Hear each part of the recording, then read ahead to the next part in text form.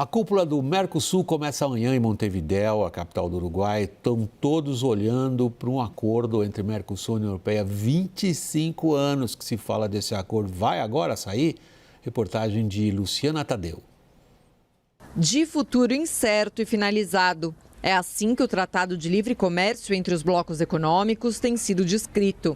A partir desta quinta-feira, líderes do Mercosul se reúnem sob a expectativa de, enfim, encerrar a negociação do acordo para um mercado comum entre a América do Sul e Europa. O governo Lula mantém o objetivo de avançar na conclusão das negociações e anunciá-la durante a reunião de cúpula do Mercosul, que acontece aqui em Montevidéu na sexta-feira.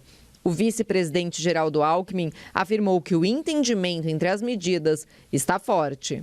E está maduro o acordo Mercosul-União Europeia, um acordo importante. Há uma resistência de agricultores da França, que são contra, mas o Brasil é favorável. A Itália já sinalizou que quer mudanças nas seções de agricultura do texto. Na mesma linha estão os franceses, que seguem descontentes nas pautas envolvendo o campo. A Alemanha e Espanha se mostram favoráveis ao tema, principalmente as políticas industriais e de serviços. A ideia do acordo é facilitar a troca entre os países que fazem parte dos blocos econômicos, aliviando taxações e barreiras alfandegárias.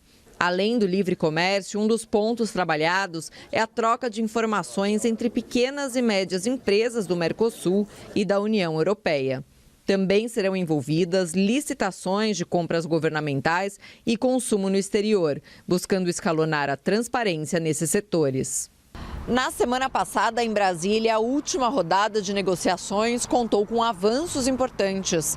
Agora, as expectativas recaem sobre a vinda da presidente da Comissão Europeia, Ursula von der Leyen, que é esperada para o possível anúncio da conclusão das negociações.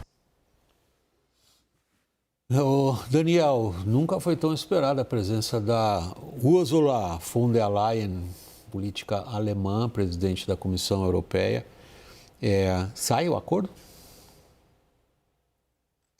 William, atualizando essa informação trazida pela Luciana Tadeu, com dados aqui de apuração de meia hora, 40 minutos atrás.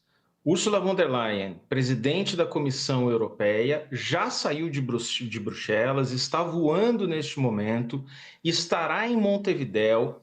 A presidência do Uruguai deve soltar um comunicado ali dentro de instantes, falando de uma reunião dela amanhã em Montevidéu com o presidente Luiz Lacalle Pou. E isso tudo indica muito claramente que depois de 25 anos de negociação, nós teremos o anúncio de que as negociações foram concluídas e de que o acordo está fechado. Ursula vem acompanhada do diplomata eslovaco Maroš Šefčovič, que assumiu há 4, 5 dias o cargo de comissário europeu para comércio. Então, a presença dele também indica muito claramente que o acordo foi fechado, vai ser anunciado na sexta-feira. Caso contrário, obviamente, eles não sairiam de Bruxelas e estariam se deslocando para Montevidéu.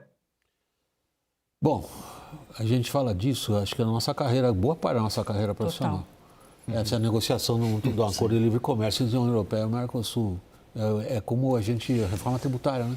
Outra coisa que a gente fala, a carreira profissional inteira. Está na hora de parar?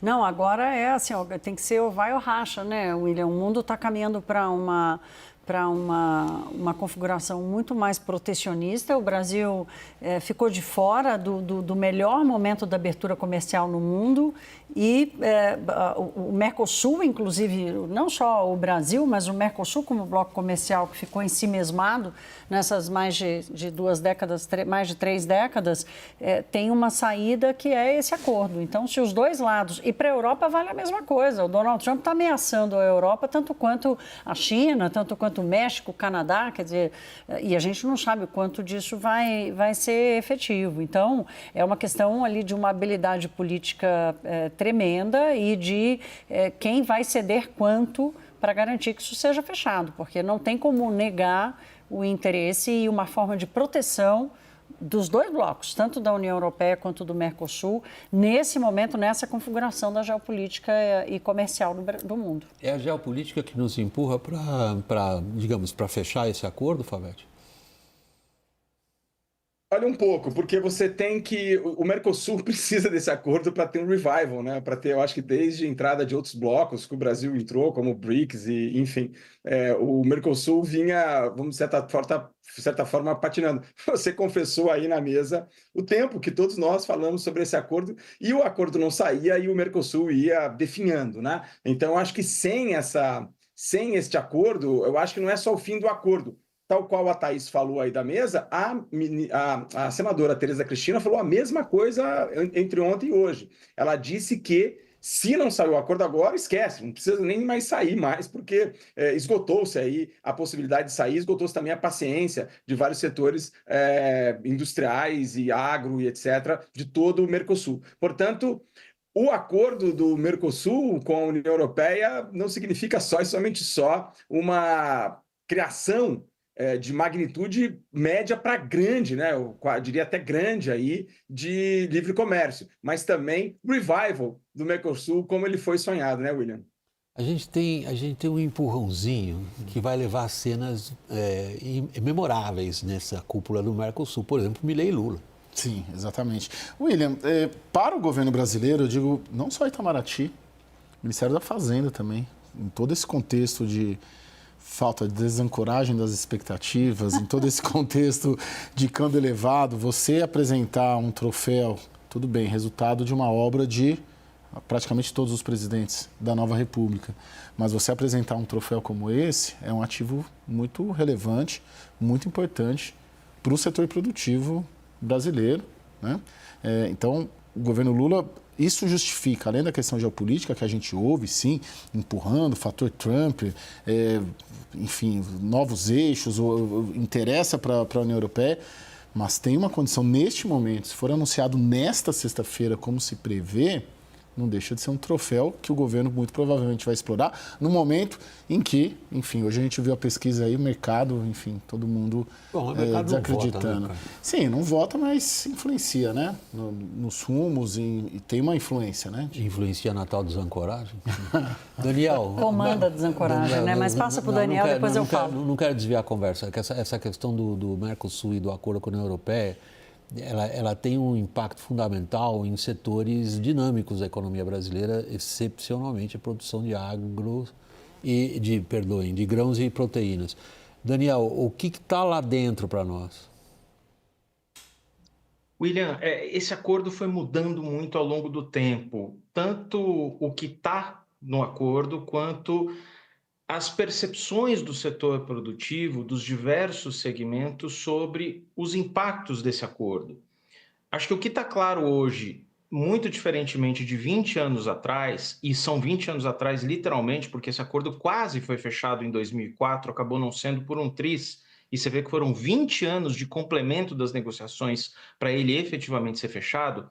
A diferença daquela época para hoje é que nem o agro sai ganhando tanto, porque você tem cotas que não são tão volumosas. Então é verdade que o Brasil, os países do Mercosul vão poder exportar com tarifa zero para a União Europeia, mas com cotas relativamente pouco amplas. Então isso não vai ser a salvação da lavoura para o agro brasileiro, não vai abrir totalmente o mercado de carnes, ou de etanol, ou de açúcar, para os produtos do Mercosul. Ao mesmo tempo, foi mudando a percepção da indústria. 20 anos atrás, a percepção da indústria brasileira é de que ela teria muitos problemas com a conclusão desse acordo e seria invadida por produtos europeus. O que mudou de lá para cá é que a indústria percebeu que ela não pode ficar totalmente alheia às cadeias globais de produção, que hoje qualquer produto relevante com bastante valor agregado, ele fala 50 idiomas, como um avião da Embraer, como um produto eletroeletrônico, como até um calçado brasileiro que compete bem em países, em mercados sul-americanos, por exemplo.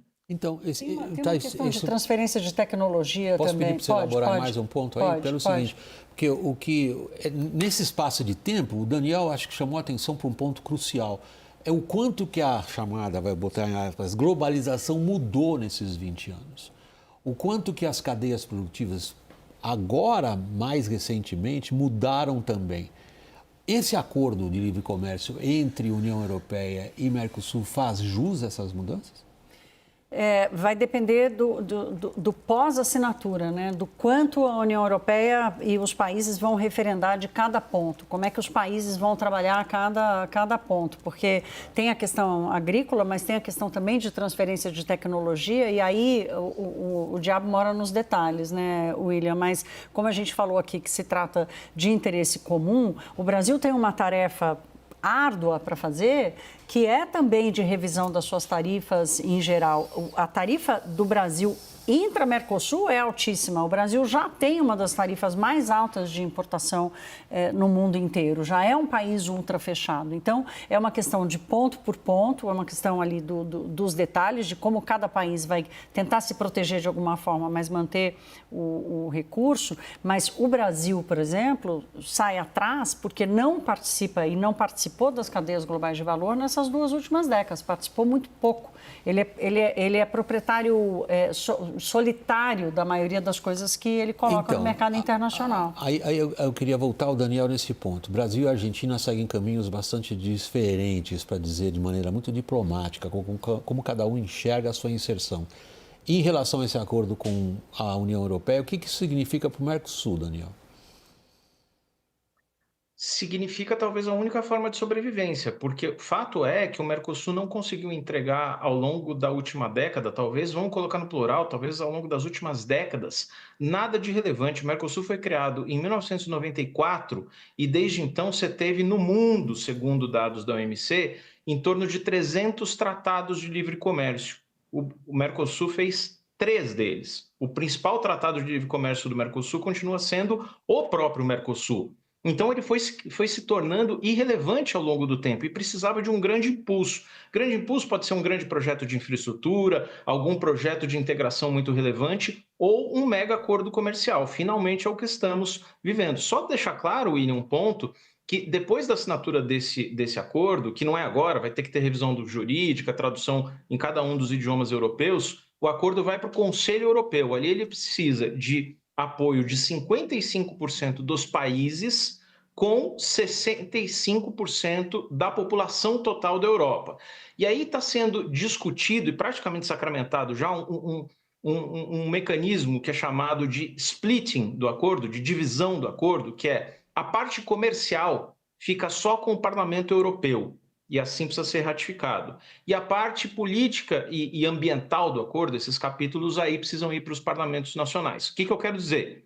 Que a parte comercial não precisará ser aprovada, por exemplo, pela Assembleia Nacional Francesa. Vamos para a fofoca agora, para acabar. Como é que vai ser Milei e Lula, Favete? Ainda tem 1 minuto.